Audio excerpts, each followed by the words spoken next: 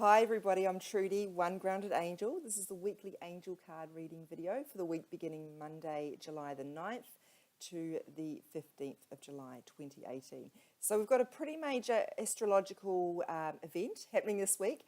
It'll be July 13 here in Australia, but potentially July 12, depending on where in the world you are. I think it happens around noon here, but anyway, look it up. It's the new moon and it's coinciding with a partial eclipse, partial solar eclipse. So that makes it more powerful than just your regular new moon. Now, I might not normally mention that, but I am mentioning it because it's in Cancer.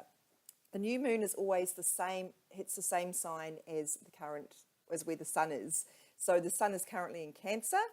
And so that means the new moon's also going to be there. And because it's partial solar eclipse, that means Cancer, the sign of home, feelings and family, feminism, is all going to be like exploding. So you might find yourself a little bit emotional building up to this and even afterwards. You might find yourself wanting to kind of hibernate a bit more, spend more time at home, even make your home more homely. Or you might feel any tensions with female figures in your lives, like if you've got, perhaps not the best relationship with your mother or a female boss, that might come to the fore, your sister or partner or whatever. Or what else? Feelings. Yeah, that's a big one. It's the emotions that will come up. So make sure you've got a healthy way to express them. You're not bottling them up, and you're not using them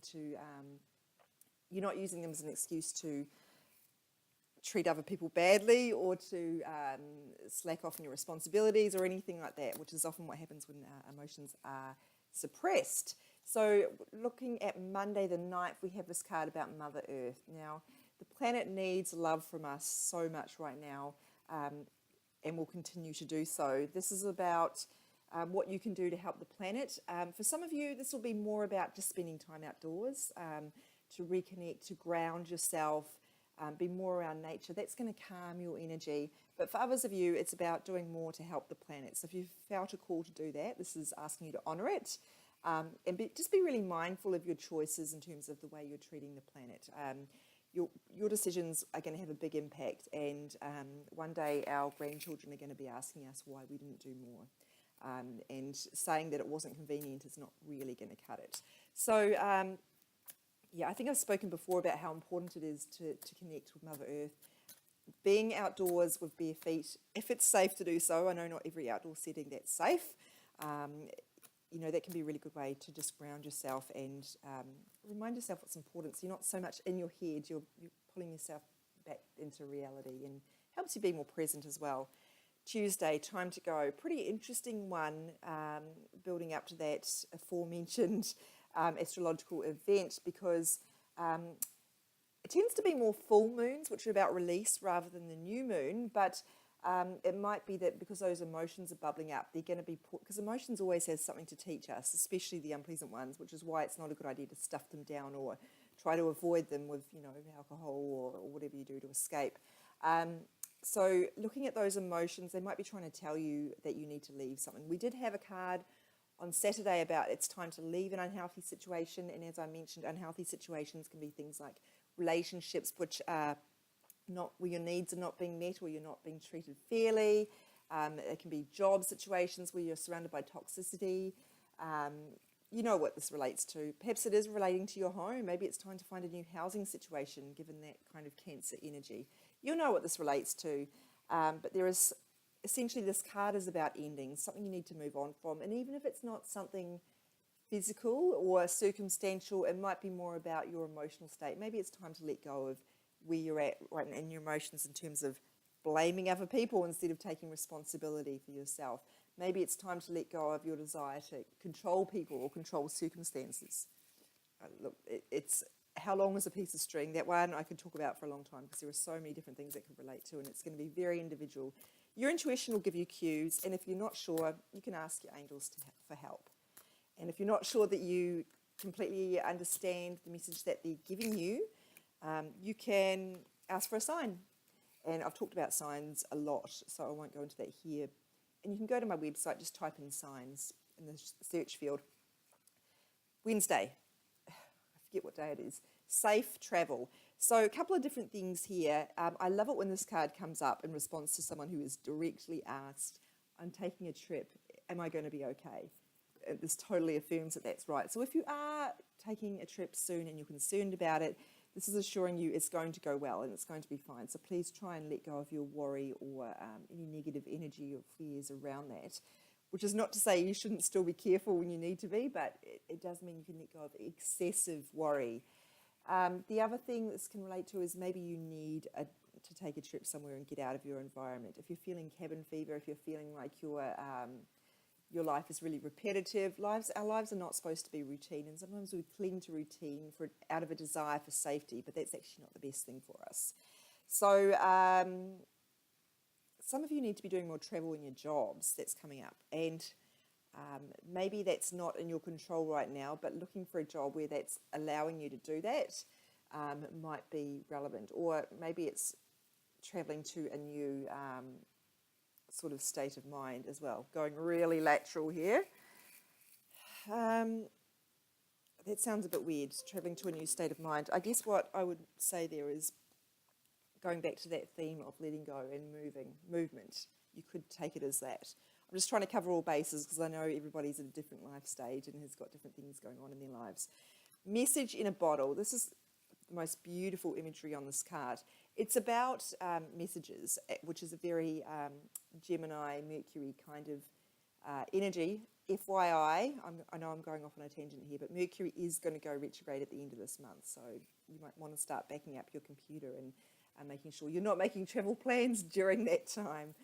If you take a trip during Mercury retrograde that you booked before the retrograde, you'll be okay, FYI. So message in a bottle. Some of you have got something you need to say. I get this impression of the bottling up being really significant with this card.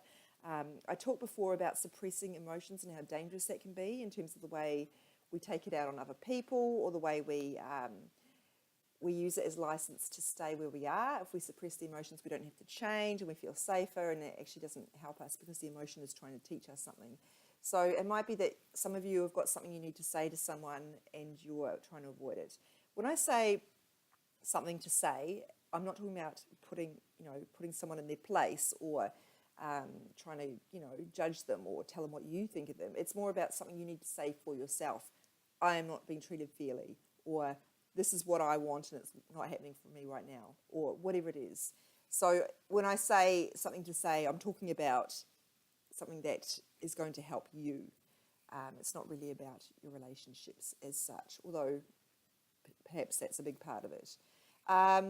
It's about communication and making sure you're being open and transparent, just like the transparent bottle here, in your communications, and not saying something hoping someone will read your mind. It's a big one in relationships. People get angry when the other person isn't doing what they want. They haven't asked them for it. They've hoped they'll read their mind. It doesn't really work like that. And making sure you're not saying something in order to push someone to do something a certain way or to be a certain thing. So yeah, just be mindful of your communications. Oops, okay. Turns out that card deck's not the one for us. Go for this one of my favourites. I know you're not supposed to have favourites, but oh, okay, that's interesting for Friday. 2 cards again, annoying. I find this really annoying. So the Goddess card, this is a feminine energy coming through. Now, if I haven't explained this already, everybody has both masculine and feminine energy. Ideally, we would have a balance of both, but often we get out of balance. So it doesn't matter what your physical gender is or what gender you associate with or identify with. Everybody has feminine energy, and historically we've been taught that feminine energy is a weakness, and it's something that is not helpful or is, a lower priority. But this is asking you to really step into that feminine energy, being more nurturing. Intuitive is that's a very feminine energy. So looking after other people, stepping into spirituality a lot more. What's the other feminine energy? Wisdom, that's a big one. So really, that's associated with intuition, really, because when we talk about wisdom, we're talking about higher wisdom. What else can I tell you about that? Oh, sexuality, it's a big one. So if there are any blocks around your sexual expression, so you might want to step into those and do some work. Maybe, at the extreme end, you might need some counselling. You might want to look into some Tantra, which is amazing, or maybe you need something like a Hawaiian massage, or just something to make you feel a little bit more comfortable in your body. If you've got body issues in particular, this will speak to you as a woman, I mean, or potentially as a man as well. And just being really comfortable with your feminine side. And that's not about the way you dress or, the way you talk or anything like that. It's about the way you express love and about the way that you are comfortable with being caring and being emotional. So that's a bit of the theme. It's a very Cancerian card, actually. Heart chakra, kind of related, actually. So heart chakra is the chakra or the energy center associated with the way we give and receive love. So, I mean, really shades of the same theme here. Sometimes we can be blocked by giving too much and not allowing ourselves to receive it, particularly if you are not comfortable receiving support or help from others. You want to do it all your own, which is a very masculine state. Sometimes we want to take, and not give to other people. So if you're constantly calling on people for help and not actually giving or doing anything for them, you could be out of balance there as well. So, I was going to make a generalisation there. Often that one relates more to women in particular are very good at giving and sometimes struggle to receive. Even though I said that was more of a masculine energy, it's something women struggle with, particularly mums, because they're used to putting themselves last, and sometimes there are feelings of unworthiness around that. I don't deserve help. So it can be a bit of a difficult thing to unpack. But in saying that, I do know a woman who really is constantly leaning on other people to bail her out and rescue her, and it doesn't do anything for them. So I really can't generalise there. So what else do I need to tell you about the heart chakra? It's also about grief and loss. So if there are feelings coming up around that, again, you might need to look into counselling or energy healing or something like that to resolve those. But just be really comfortable letting those out and make sure that you're not suppressing them. As already noted repeatedly, that's not healthy and it's not going to help you move forward. So what else do I need to tell you about this?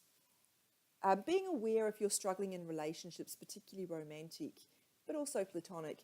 If you're struggling to either give or receive love, it might be because there are blocks in your heart chakra which relate to heartbreak, the way you've been hurt in the past, which leads you to kind of put up barriers around your heart. And we're not always totally aware of those. Sometimes they can be happening on an unconscious level.